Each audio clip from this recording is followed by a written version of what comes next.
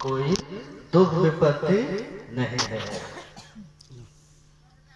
तो मैं अब चलता हूँ।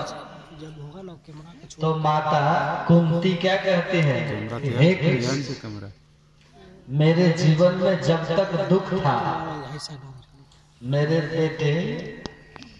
मेरे बेटों के जीवन में जब तक दुर्योधन शकुनी षड्यंत्र रच रहे थे, तो तुम हर पल हमारे साथ में रहते थे। और जब आज हमारे जीवन से दुख चला गया, तो तुम हमको छोड़ के जा रहे हो, क्योंकि आपने कहा कि अब आपके जीवन में कोई दुख नहीं है, इसलिए मैं चाहता हूं फुआ अब जाना। तो कहा जाते जाते एक वरदान देते जाओ। कहा क्या वरदान चाहिए? कहा फुआ मांग लीजिए जो चाहिए। तो माता कुंती कहती है कि हे कृष्ण, मुझे यही वरदान दो कि मेरे जीवन से दुख का अंत न हो, और तुम्हारा ताकि साथ हमको मिलता रहे। मैं ऐसा सुख लेकर क्या करूंगी जिसमें भगवान ही साथ छोड़ गया।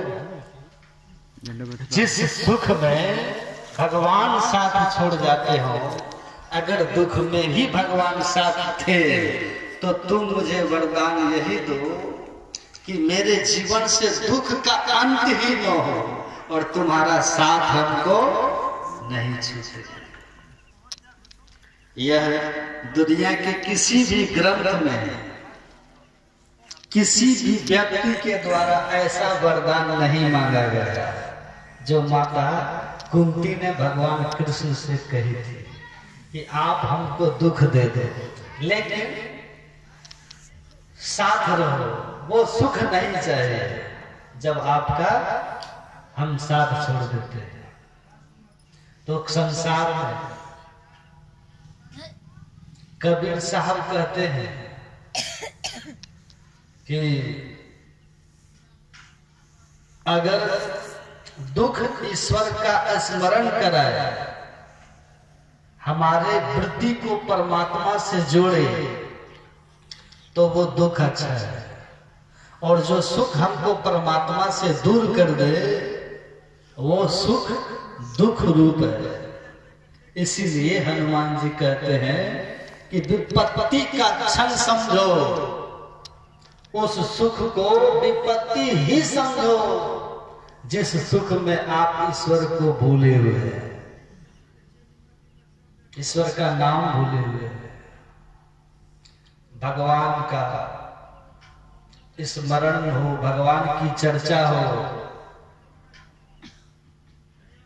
इसलिए कबीर साहब ने कहा, संगत ही जर जाए न चर्चा राम की, आ दुल्ह बिना बारात कहो किस काम की।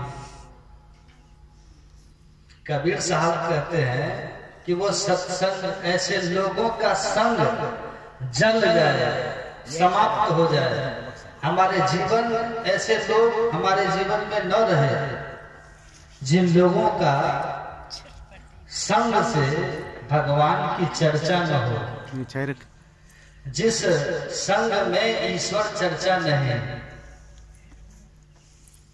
वो संग जल जाए। जैसे बारात में, बारात आप गए और दूल्हा नहीं हो, तो उस बारात की किस बात की इज्जत की जाए? बारात का अर्थ है कि दूल्हा हो, दूल्हा ही नहीं तो बारात कैसा? तो दूल्हा बिना बारात कहो किस काम की। जिस तरह बिना दूल्हे की बारात व्यर्थ है, वैसे वह चर्चा व्यर्थ है जिस चर्चा में ईश्वर चर्चा नहीं हो, परमात्मा की चर्चा नहीं हो। इसलिए अभी सुने, सुकृत कर ले, नाम सुमर ले, हो जाने कल की, जगत में खबर नहीं पल की। आप लोग सुबह सुन रहे थे कि सत्संग कीजिए। इस संसार को जन्म देने वाला कौन है? परमात्मा। उसको जानिए।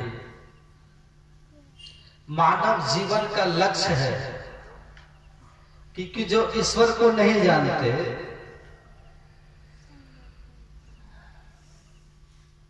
वे मायाबद्ध रहते हैं।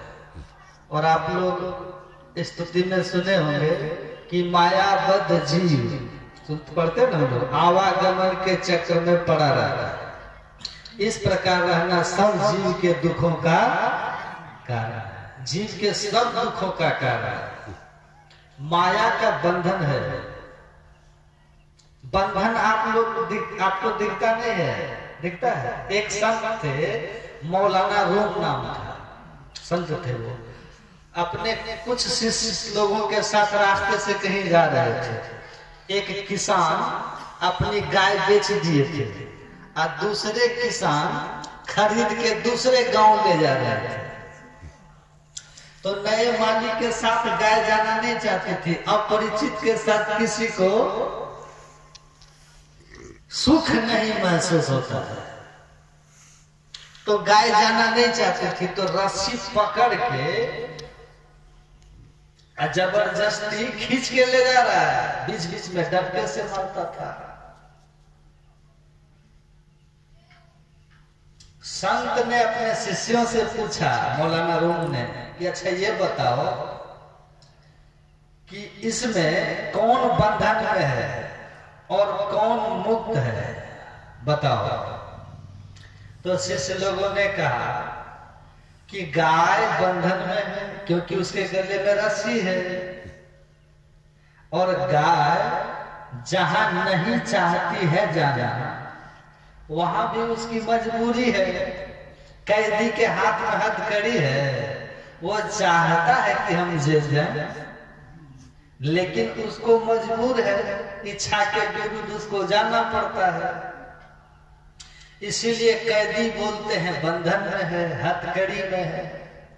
तो शिष्यों ने कहा कि गाय बंधन में है, अब मालिक स्वतंत्र है, क्योंकि मालिक जहां चाह रहा है वहां जा रहा है, और गाय जहां नहीं जा रही है वहां भी रस्सी में बंधी हुई जा रही है। इसीलिए गाय बंधन में है और वो जो पकड़ा हुआ मालिक है वो स्वतंत्र है। तो मौलाना रूम धीरे धीरे धीरे धीरे गाय के करीब जब पहुंचे तो फल काटने वाली चाकू थी बड़ी तेज उनके पास। वो अपने थैले से निकाल करके छोटी चाकू हाथ में रखे हुए थे, और धीरे से रस्सी को जब देखा किसान सीधा उधर देख रहा है तो रस्सी को ऐसे सटा के खींच दिया। तो चाकू की तेज धार से वो रस्सी कट गई।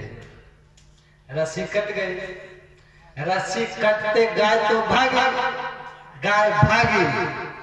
तो गाय जो भागी तो गाय कोई रास्ता देख के थोड़े भागेगी, वो रोड रास्ते से सड़क के नीचे हो गई, गड्ढे में घुस गई, कभी बांस में घुस जाए, कभी कांटे के तरफ भाग जाए। और गाय जिधर जिधर भागे उसका मालिक जो था वो भी उसके पीछे पीछे भागेगा ना, पीछे पीछे भागा।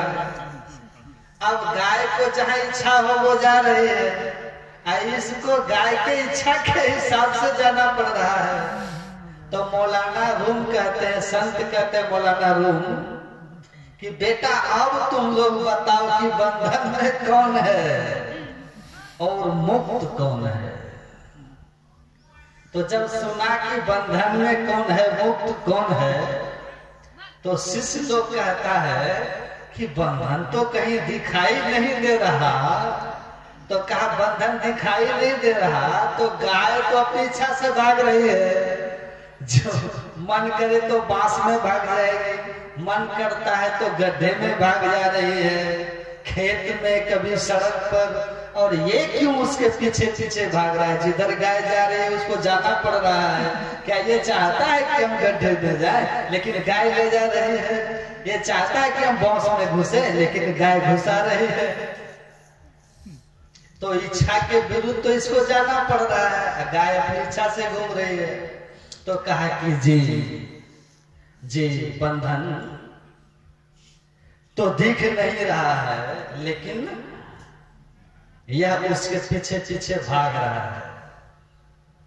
तब मौलाना रूम ने कहा कि बेटा इसको कहते हैं मोह माया का बंधन। दिखता नहीं है, दिखता नहीं मोह माया का बंधन, लेकिन होता बड़ा कड़ा है। वो रस्सी थी, चाकू से काट कर गाय तो मुक्त कर दिए, लेकिन उस मालिक को मुक्त कर सकते हैं कि छोड़िए गाय हटाइए, कहेगा ये पैसा लगल बाकी कहेगा कि नहीं, पैसा लगा है, मेरा है, मेरी गाय है, खरीदे हैं, कैसे छोड़ देंगे, चाहे जहां ले जाए पकड़ के छोड़ेंगे, ले जाएंगे, कहेगा कि नहीं। तो माया का बंधन जो है, मोह का बंधन दिखता नहीं है, किसी को दिखता नहीं है, लेकिन अनुभव सब करते हैं और सब उसके सामने मजबूर होते हैं, सब मजबूर होते हैं। नारद जी गए भगवान विष्णु के पास, तो गए तो देखे कि नरक में एकदम भीड़ है, नरक में एकदम भीड़ है, काफी अरसा अरसी जिसको बोलते हैं। अब वैकुंठ गए, स्वर्ग गए तो देखते हैं कि आधा नहीं है, सब 2 4 5 लोग घूम रहा है, पूरा सीट खाली पड़ा हुआ है। तो नारद जी ने भगवान विष्णु से कहा कि भगवान इस स्वर्ग वैकुंठ इस सब लोग खाली पड़ा हुआ है स्वर्ग का, आई नरक में इतना भीड़ है, क्या बात है, इस स्वर्ग में लोगों को कुछ मौका दीजिए ना, दीजिए। तो भगवान विष्णु ने कहा क्या करें, कोई आना ही नहीं चाहता है स्वर्ग, सब नरके पसंद करता है। कहा कि क्या कर रहे हैं भगवान, नरक कौन चाहेगा, स्वर्ग तो सब चाहते हैं। कहा जाइए ना, स्वर्ग में सबसे ऊंचा स्वर्ग वैकुंठ है, हमारा धाम, तो वैकुंठे धाम में ले आइए जो आना चाहता है, जाइए धरती पर। तो नारद जी कह के चलते हैं, तुरंत आपका वैकुंठ भर देंगे हम। और नीचे जब आए धरती में, देखा एक सेठ जी एकदम टीका चंदन लगा करके सुबह सुबह स्नान करके दुकान पर बैठ करके माला फेर रहे हैं। कहा सेठ जी क्या हाल चाल है, कहा ठीक ठाक है। कहा कि अब तो उम्र इतनी अधिक हो गई, क्या करिएगा, बाल बच्चा सब हो ही गया है, जगह धर लिया है, चलिए थोड़ा अब छोड़िए संसार, चलिए वैकुंठ, भगवान विष्णु के तरफ से आदेश है, मैं देवर्षि नारद हूँ, चलिए हम ले चलेंगे। सेठ जी बोला कि ठीक है, आप कह रहे हैं वैकुंठ तो हम तो चलेंगे, वैकुंठे अब जाना है, अब करना क्या है, लेकिन बेटा अभी हमारा बिजनेस ठीक से संभाला नहीं है, ठीक से बेटा बिजनेस संभाल लेगा तब हम जाएंगे। तो नारद जी कहे कि ये नहीं जाएंगे, अभी इनको काम है, दूसरे जगह गए, वहां कहे कि आप चलिए। कहा हाँ हाँ, किसान था, जा रहा था खेत के तरफ, कहा चलिए बुढ़ापा में कौन खेती, अरे बाल बच्चा को थमाइए, खेती गृहस्थी पशुपालन और चलिए भगवान का वैकुंठ धाम हटाइए ये सब, हम नारद हैं, भगवान विष्णु के तरफ से आए हैं, वैकुंठ खाली है, चलिए चलिए। तो किसान बोले कि नाना हम एकदम जाएंगे, आप चिंता मत कीजिए, हम एकदम जाएंगे, लेकिन थोड़ा कर्जा उर्जा है, बेटा उतना समझदार अभी नहीं है, कर्जा उर्जा उतार लेंगे, तब उसके बाद वैकुंठ के बारे में भी सोचा जाएगा। कहे कि ये बूढ़े बाबा अभी तक फंसे हुए हैं, इतना धूप में कष्ट उठा रहे हैं, हम वैकुंठ की बात करें तो करें कि नहीं अभी रहने दीजिए। बहुत घूमे नारद जी धरती में, न महिला कोई बूढ़ी मिली, न कोई पुरुष तैयार हुआ, सोचे लजा गए एकदम कि भगवान को कहते वैकुंठ में भीड़ कर देंगे, यहाँ तो एक आदमी नहीं मिला। लजा गए, एक आदमी जाने के लिए नहीं मिल रहा, लाख दुख है नहीं जाना चाह रहा।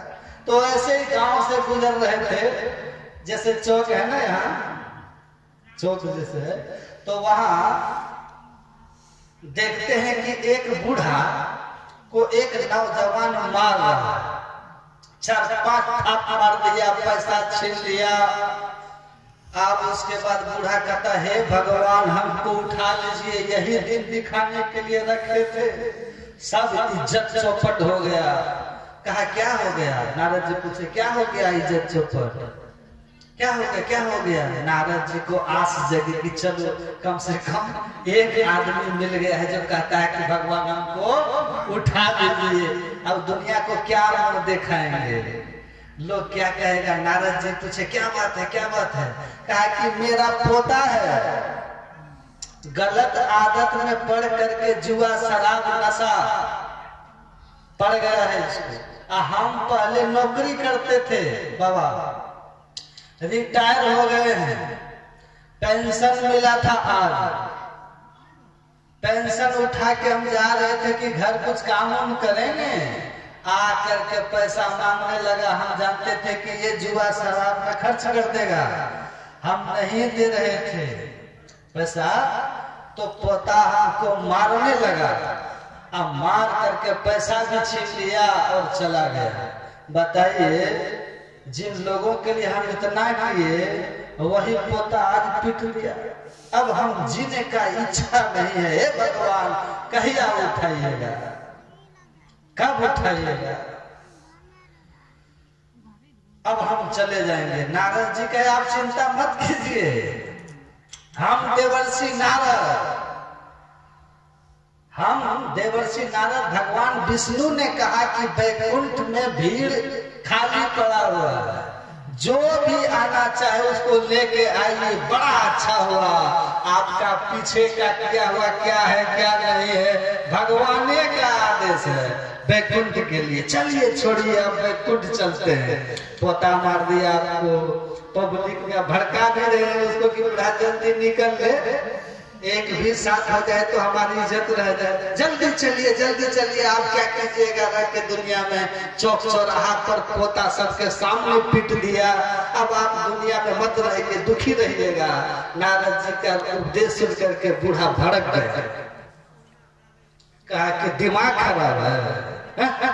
साधु महात्मा आपको क्या मालूम, बाल बच्चा है, पिता पोती है, ये आप जानिएगा। क्या होता है पोता पोती, क्या होता है दादा पोता का प्रेम मोह। अरे हमको पोता है तब ना मारा, जिसको है ही नहीं क्या मारेगा? हमको पोता है तब ना मारा, तुमको तो ब्याह नहीं हुआ, तुमको क्या जानोगे तुम पोता पोती। हमको है तो मारा मारा मारा। चलिए वैकुंठ, पोता को छोड़ के वैकुंठ चलिए।